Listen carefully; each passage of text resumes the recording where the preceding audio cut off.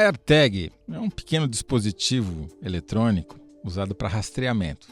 Ela tem o tamanho de uma moeda, mais ou menos, e serve para você rastrear as suas chaves, colocando no chaveiro, dá para você rastrear a sua bagagem, colocando dentro da mala, dá para você rastrear até a sua carteira, caso ela seja batida, né?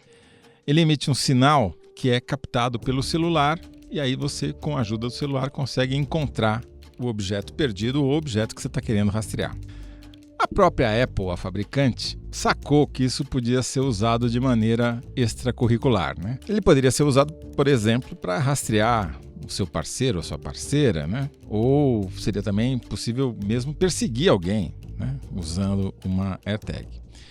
A Apple, a fabricante, se antecipou e colocou ali um mecanismo que avisa para as pessoas que estão próximas de uma AirTag que tem uma AirTag ali perto. Mas o que a Apple não conseguiu prever foi o uso do AirTag para stalkear outra coisa, a rota internacional do tráfico de drogas. Essa façanha é obra de um brasileiro, do Lucas Vieira Donati, de 37 anos. O Donati é mergulhador profissional e ele sacou que seria legal acoplar uma AirTag aos grandes pacotes de cocaína que ele despachava no casco de navios com destino à Europa e à África. Os dispositivos de geolocalização permitiam que o produto fosse rastreado pelo celular. Essa engenharia do Donati parecia perfeita, mas foi justamente a tecnologia que ajudou a polícia a encontrar e prender o Donati. Quem nos conta essa história é o repórter Luiz Adorno, que está de volta aqui no podcast. Tudo bom, Adorno? Tudo bem, Toledo. Obrigado mais uma vez pelo convite. É sempre um prazer, seja muito bem-vindo. Eu sou José Roberto de Toledo e este é o UOL Prime. Toda semana a gente conversa com os melhores repórteres sobre as melhores reportagens do UOL.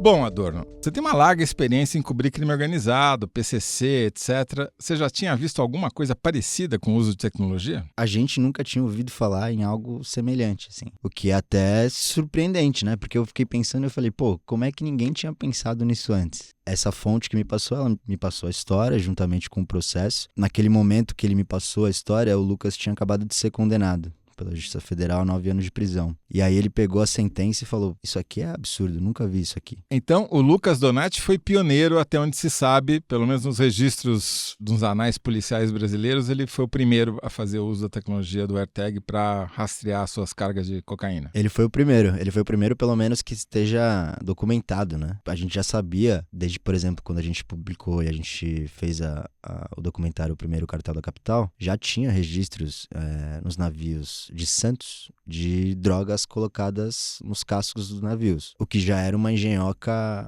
peculiar à época. A carga vai do lado de fora do casco, né? Vai debaixo do casco, vai debaixo do navio. Tem uma parte chamada caixa de mar que fica embaixo do navio, que é uma espécie de uma portinha que tem dentro do navio. Todo mundo que tem acesso àquele local consegue abrir e colocar o que quiser ali dentro. Só tem acesso pelo lado de fora? Só tem acesso pelo lado de fora. Por isso que precisa ser um mergulhador, porque está abaixo da linha d'água. Exatamente. As primeiras operações da Polícia Federal que identificaram esse tipo de ação com droga sendo colocada nas caixas de mar aconteceram entre 2014 e 2017. Só que não sabiam direito como é que faziam isso. Tinham algumas suspeitas, tinha história de mergulhador colombiano que era contratado para vir para o Brasil para colocar a droga ali, mas não tinha ainda nenhum relato de um brasileiro fazendo isso. Então, o Lucas Donati, por exemplo, ele não é vinculado a nenhuma facção criminosa específica. Ele não é do PCC ou do Comando Vermelho ou de alguma outra facção do Nordeste. Ele é um freelancer. Ele é um mergulhador profissional, de fato, que trabalhava em empresas privadas prestando serviço de mergulhador profissional, e o crime organizado viu nele uma chance, uma oportunidade de aperfeiçoar o seu trabalho. Entendi. Então, contratou os serviços dele para ele colocar a droga aqui em diversos portos do Brasil E depois o serviço dele também consistia num segundo mergulho. Por exemplo, o navio saía daqui e ia para Nápoles. Chegando em Nápoles, ele pegava um avião do Brasil, ia para Nápoles, lá ele fazia um segundo mergulho, pegava a droga. Imagino que isso era feito à noite, ou durante a luz do dia, que eles não estão nem preocupados com isso. Normalmente à noite. Tá. Então o Donati mergulhava, ia debaixo d'água, ninguém via ele chegando perto do navio. Chegando lá, ele abria essa caixa de mar. E quantos quilos ele colocava lá dentro? Muitos. Tem 2 operações que vinculam ele a esse trabalho. A primeira não foi no Brasil, a primeira ele foi pego na Turquia e lá ele tinha 183 quilos de cocaína. Mais difícil afundar e carregar os 183 quilos dentro d'água do que devia fazer mais de uma viagem, imagino. E aqui, a segunda vez no Brasil foi no porto de Rio Grande, no Rio Grande do Sul, que foi mais de 140 quilos de cocaína. Então, normalmente ele pegava um veleiro ou um barco pequeno, ficava ao lado do navio, e aí do lado do navio ele pulava no mar e colocava a droga no navio. Entendi. E foi assim que ele foi pego lá na Turquia, por exemplo. Porque ele repetia esse método para descarregar a caixa de mar, tirar a droga do navio, daí voltava para uma embarcação menor e dali tirava do porto. Exatamente. Que era já como era feito antes da caixa do navio, tinha muita droga que entrava já direto no container. Mas a maioria da droga era feita com um serviço de pescaria, que eles chamam, né? Vinha um barco pequeno, ficava ao lado do navio, aí chamavam os funcionários do navio, os funcionários do navio pescavam de fato a droga dessa embarcação pequena, e aí colocava dentro. Só que isso aí era um problema pro tráfico, porque tinha que pagar mais gente. Mais gente que podia delatá-los, enfim. Exatamente, e muita gente caiu assim também. Em Santos, por exemplo, na Operação Brabo, que foi uma das grandes operações que identificou as primeiras relações entre o PCC e a máfia italiana 'Ndrangheta, uma das atividades que eles identificaram foi justamente essa, foi esse içamento de droga para dentro do navio. Dessa nova maneira, você não precisa corromper ninguém. A tripulação nem sabe que tá lá. Porque a tripulação nem sabe o que está acontecendo. Então eles são surpreendidos assim como a polícia quando pega a droga. Ele viajava de avião para o mesmo destino final do navio, desembarcava, ia para o porto, alugava um barco, ia lá e sacava a droga da caixa de mar, é isso? Exatamente, era esse o procedimento dele. A gente sabe quantas vezes ele fez isso, desde quando? A gente tem detalhes? Não tem, porque tudo que tem é o que está no documento, né? É o que a polícia consegue comprovar. Mas dá para ter uma dimensão, mais ou menos, porque ele ganhava na empresa de serviço privado que ele prestava o serviço como mergulhador, ele tinha um salário fixo de menos de R$2.000. Mas com os bônus que ele recebia, etc, ele tinha uma renda mensal de mais ou menos R$10.000. Com uma renda mais ou menos de R$10.000, ele mantinha viagens constantes para a Europa, para a África, para outros países da América do Sul. Não dá. Você consegue, velho? Eu não consigo. Você consegue? Eu adoraria. Aí que eles desconfiaram dele? Ele caiu por causa de uma ação que ele cometeu lá na Turquia. Na Turquia, ele foi colocar droga naquele local, que ia para outro país, ia para um país da África. Ele chegou nesse local e estava colocando 183 quilos de cocaína num navio da Antuérpia. E aí, os policiais da Turquia conseguiram ver mesmo à noite um veleiro com uma pessoa em cima desse veleiro perto de um navio, e acharam estranho. Então a guarda costeira foi até esse veleiro. Quando chegou no veleiro, não viu mais o mergulhador tinha sumido, só que viu vários pacotes de droga boiando do lado do navio. Então eles pegaram essas drogas, apreenderam essas drogas e foram tentar achar quem era o tal do mergulhador que estava lá. Então eles foram até o local onde esse veleiro foi alugado. Chegando lá, o Lucas Donati tinha dado os documentos dele oficiais.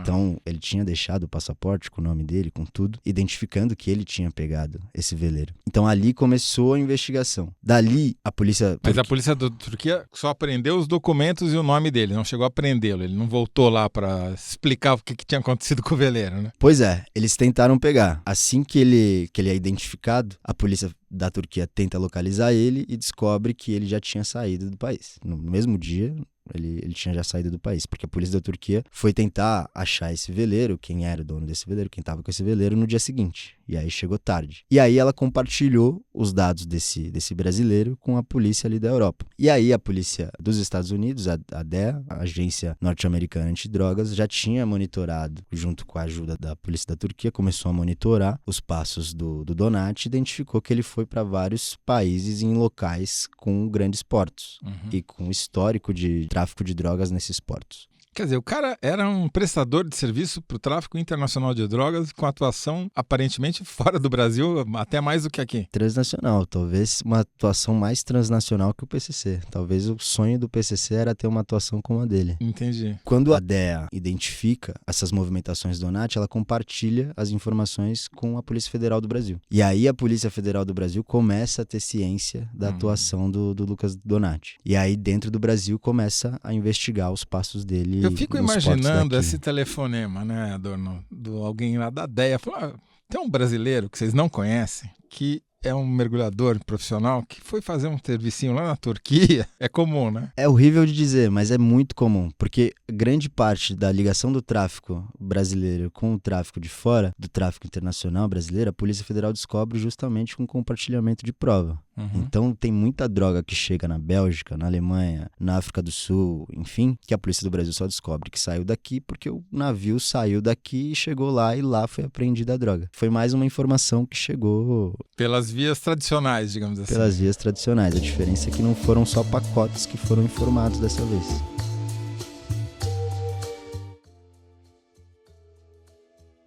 Bom, e daí, com base dessa informação de que era o Donati, que ele era um mergulhador profissional, que já tinha feito tudo isso, aprontado essas lá na Europa, o que a Polícia Federal fez? Ela começa a acompanhar os passos dele. Começa a ver que ele, em 4 meses, vai para Portugal, que ele gosta muito de futebol, então ele fica bastante tempo em Santos, que ele fica bastante tempo... Ele é santista? Não sei qual é o time dele, mas ele não é santista. Ele é natural de Espírito Santo, mas ele também foi ver a final do Flamengo no Equador, numa cidade também de praia, ele ficou lá 15 dias.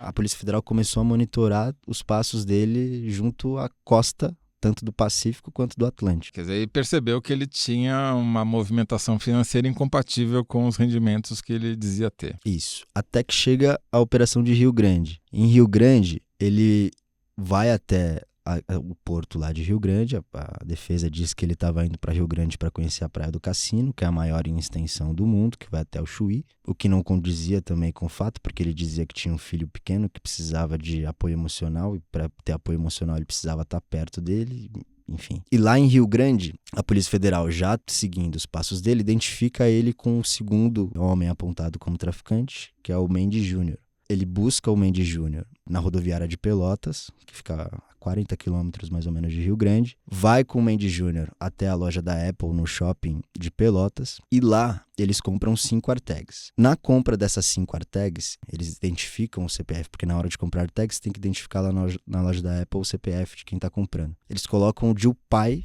de um dos principais traficantes de Rio Grande, que era parceiro deles. Então, eles colocam o CPF do pai desse traficante, desse reconhecido traficante da cidade, e de lá eles vão para Rio Grande. A Polícia Federal já tinha 2 agentes da PF na bota dele. Quando chega na cidade, eles falam, vai ter alguma coisa aqui. Depois do Donati e do Mendes Júnior comprarem as AirTags no shopping de Pelotas, eles vão até a casa desse traficante, que teve o nome do pai vinculado às AirTags, ficam lá por horas. E aí eles saem em direção ao porto. No dia seguinte, a Polícia Federal faz uma operação no porto e identifica em um navio que ia para Portugal, para Setúbal, grande quantidade de cocaína mais uma vez no casco. E aí eles não conseguem mais uma vez pegar o Lucas Donati, porque mais uma vez no dia seguinte ele já tinha saído do local.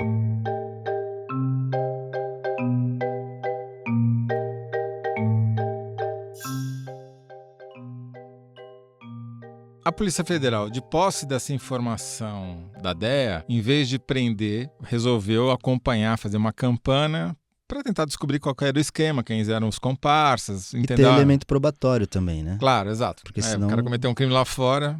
Aí que a história ficava interessante, foi daí que a minha fonte me passou a documentação. Porque a Polícia Federal, junto com a Receita Federal, pega essas drogas e aí em 5 pacotes tem lá as 5 AirTags. E aí eles identificam, além do CPF vinculado ao pai do traficante, amigo do Mendes Júnior e do Donati, eles identificam que o número de celular vinculado a essa conta eram 2 números que poderiam ser do Donati. O primeiro número era de uma pessoa do Espírito Santo e ele é do Espírito Santo. E o segundo número era um número descartável, não era um número de uma conta pós-paga, era um número de uma conta pré-paga, só que esteve na Turquia no momento que o Donati esteve na Turquia. A AirTag, ela fica vinculada a um celular, e precisa ser um celular da Apple, né? E aí estava justamente no celular que ele usou na Turquia. Então já mostrou que sabia onde ele estava, com quem ele estava. Com base nessas informações, qual foi o próximo passo da polícia? Continuou atrás dele. Aí já teve denúncia, né? Ele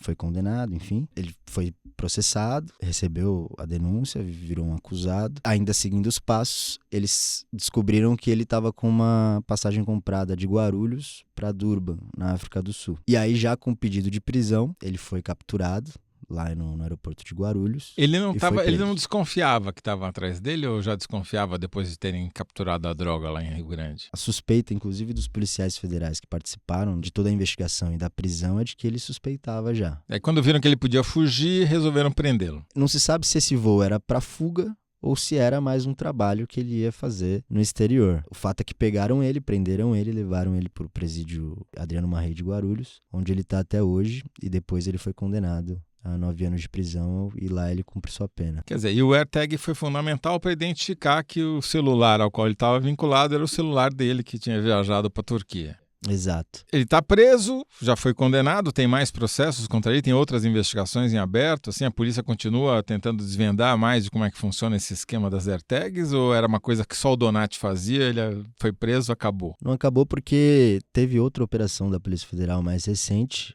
no Espírito Santo, que identificou alguns mergulhadores também trabalhando para o tráfico internacional. Não teve ligação de AirTag, pelo menos até onde eu vi nos processos, mas já teve uma nova operação que identificou pessoas que faziam o mesmo trabalho que ele fazia, prestando os mesmos serviços que ele prestava ao crime organizado e sendo do mesmo estado em que ele era.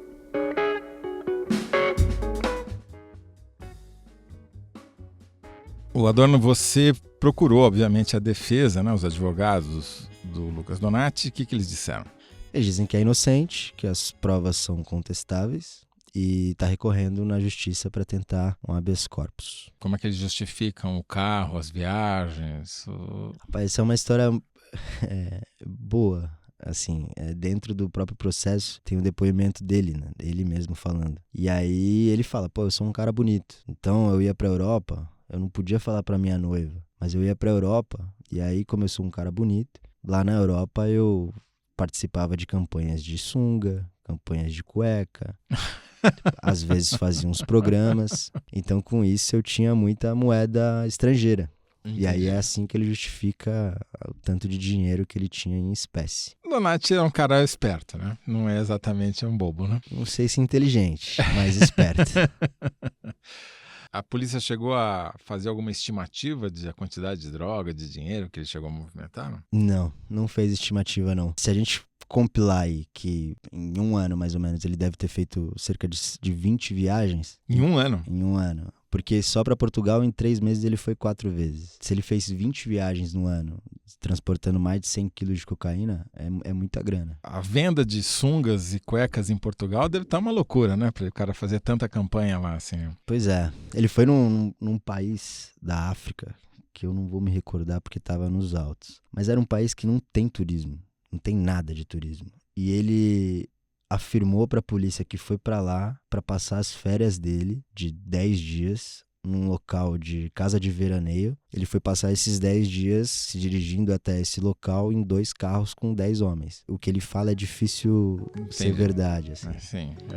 As evidências não corroboram as versões do Donati. Não corroboram.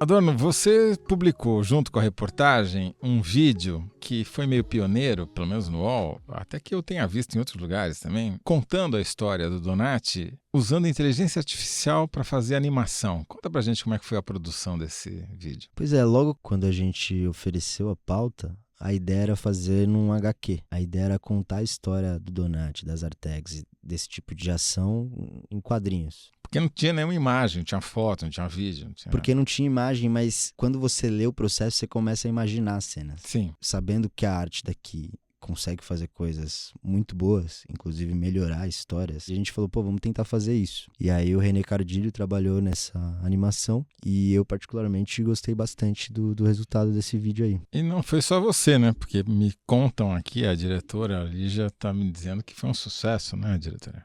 Quando percebeu que estava sendo observado, o rapaz com traje de mergulhador pulou do barco e desapareceu.